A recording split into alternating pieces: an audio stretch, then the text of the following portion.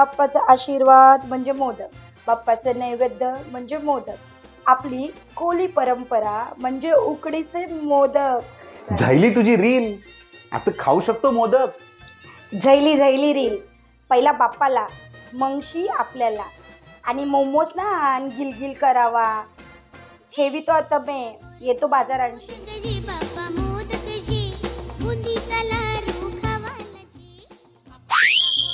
काय गेले मोदक? ते काय झालं माहिती आहे, बाप्पा मला दिसला, त्यांनी बोललं माझं आता आगमन होल, ते तू मोदक मान आणि आपली परंपरा जप. मग तुम्ही काय केलंस? खाल्ले अख्खे मोदक, आपली परंपरा जपिली. या काय होतं? आपली परंपरा.